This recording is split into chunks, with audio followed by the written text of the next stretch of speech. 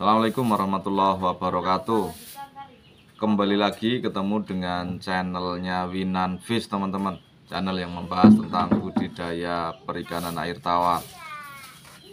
Salam semangat untuk teman-teman, terus berkarya dan jangan lupa membangun keluarga yang bahagia biar budidaya ikannya tambah menyenangkan, teman-teman. Oke, kita akan membahas lagi tentang pertanyaan yang ini nih. Yang ini, nih. Ayo, tentang peternak ikan itu sebaiknya membuat pakan sendiri itu, untuk pakan ikan mandiri gitu. Jadi tidak usah beli pakan pabrikan, tapi bikin pakan secara mandiri. Nah, oke.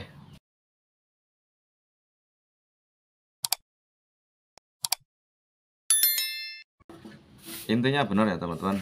Kalau bisa upayakan bisa bikin pakan ikan secara mandiri, teman-teman. Agar apa? Mindsetnya adalah agar kita dalam budidaya ikan itu bisa untung besar itu dengan pakan mandiri itu. Kenapa teman-teman menggunakan pakan mandiri? Kemudian kenapa teman-teman harus bersusah payah untuk mendapatkan pakan ikan yang bisa kita proses secara mandiri? Nah teman-teman, harga-harga bahan baku pakan ikan yang kemudian hari-hari ini juga luar biasa, sehingga berpengaruh terhadap pakan pabrikan, teman-teman. Sehingga pakan pabrikan harganya teman-teman tahu sendiri hari ini seperti apa. Nah, iklan teman-teman. Nah teman-teman, harga pakan yang cenderung terus naik itu menyebabkan pembudidaya ikan banyak yang berkeluh kesah, banyak yang kemudian pesimis mendapatkan keuntungan dari proses budidaya ikan, teman-teman. Sehingga apa teman-teman? Sehingga kita harus mencari alternatif lain bagaimana kemudian ikan bisa tumbuh besar tanpa pakan pabrikan. Teman-teman semua bisa menggunakan berbagai pakan alami ataupun pakan buatan yang dibuat dengan cara mandiri, teman-teman. Kalau misalkan ada pakan alami, ada insya Allah teman-teman, di sekeliling kita ada, teman-teman. Itu di belakang saya itu salah satunya adalah pakan alami itu. Di belakang saya itu ada pohon singkong Jepang kalau orang sini menyebutnya. Nah, ada beberapa hal yang kemudian kita perhatikan dalam proses pembuatan pakan mandiri atau pakan alami, teman-teman.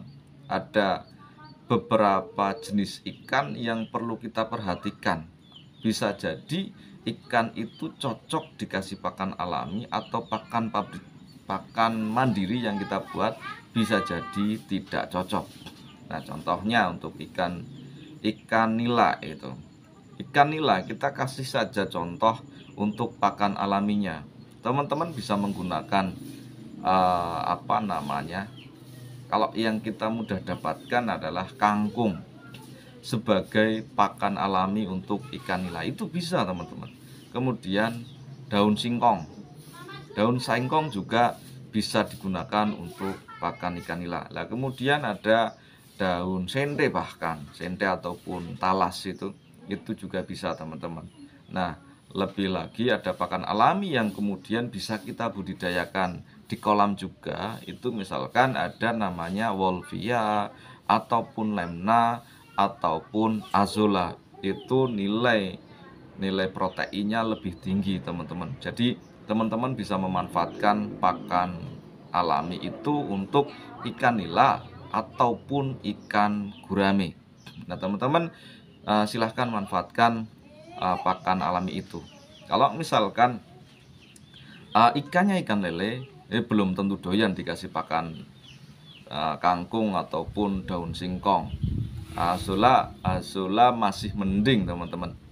Jadi teman-teman semua perhatikan juga jenis ikannya. Kalau khusus ikan lele, mungkin pakan alternatifnya itu beda teman-teman. Tidak daun singkong ataupun kangkung atau azolla. Azolla mungkin doyan, cuman apa namanya,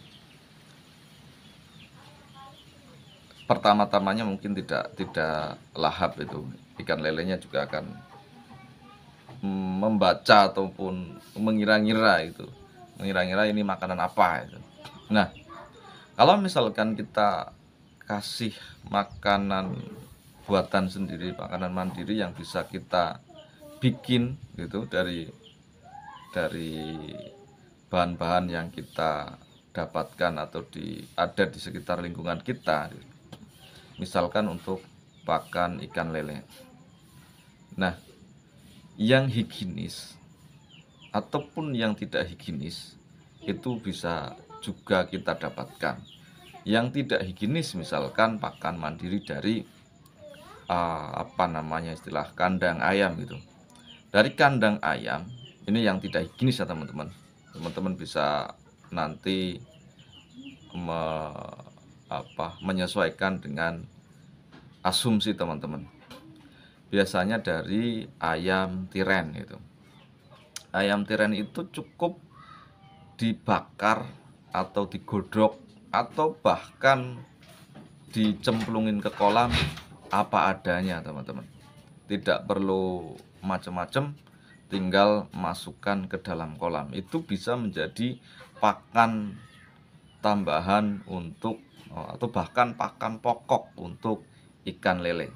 Nah, kalau mau produksi dan memang bahan bakunya tersedia, itu bisa meracik pakan butiran itu dari bahan baku yang ada di sekitar kita. Misalkan kita jumpai ada bungkil gitu ya, ataupun ada kedelai, ada jagung, ada ikan kepala ikan atau ikan asin rucah itu, atau ikan rucah atau kepala udang, atau kemudian ada tepung ikan, itu bisa digunakan dalam racikan yang akan kita jadikan pakan yang kita bikin sendiri secara mandiri teman-teman. Jadi teman-teman semua bisa menggunakan bahan-bahan tersebut, kemudian digiling, dihaluskan, kemudian dibentuk. Ada alatnya tersendiri, teman-teman bisa beli di toko-toko yang menyediakan. Teman-teman bisa bikin. Itu caranya juga simpel. Di video-video sebelumnya juga ada cara bikin pakan secara mandiri.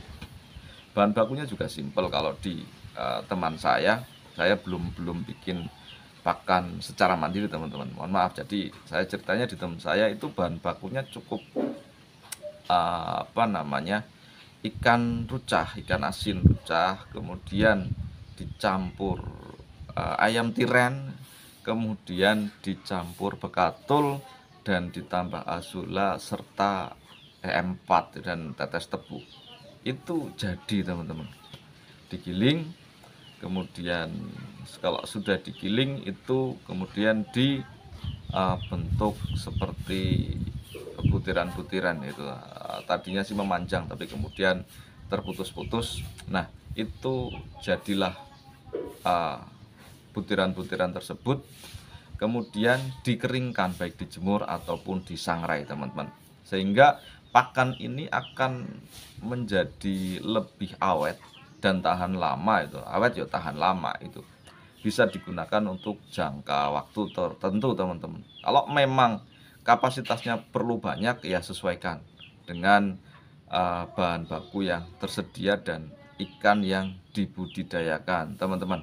Nah, itu memang baik pakan yang buatan kita, cuman terus riset, terus lakukan evaluasi dari kelebihan dan kekurangan pakan yang kita bikin secara mandiri, teman-teman. Jangan sampai kemudian ujarnya kita itu, menurut kita itu sudah perfect pakan mandirinya gitu. Tapi ternyata begitu dikasihkan ikan, ternyata efeknya kurang bagus gitu. Nah, itu bisa jadi terjadi seperti itu, teman-teman. Maka coba-coba dulu, coba-coba lakukan riset, lakukan penelitian gitu, teman-teman, sehingga teman-teman tahu baik buruknya, komposisinya harus seperti apa, sehingga teman-teman bisa menggunakan pakan pabrikan dalam skala besar ketika dalam skala kecil itu sudah terbukti bagus. Kalau belum terbukti bagus, jangan coba-coba dulu langsung bikin skala besar, teman-teman, karena yang didapatkan bisa kerugian fatal sehingga kita akan berpikir ulang untuk budidaya ikan. Karena apa? Ketika kita sudah terbentur modal, teman-teman, kita akhirnya menyerah kalau sudah tidak punya modal. Maka dari itu, step by step, sedikit demi sedikit, teman-teman lakukan uji coba. Nah, salam sukses, terus berkarya, semangat, dan semoga teman-teman selalu sehat untuk menyediakan protein dari ikan di Republik ini, teman-teman. Salam semangat, terus bahagia, dan dari saya mohon maaf, terima kasih.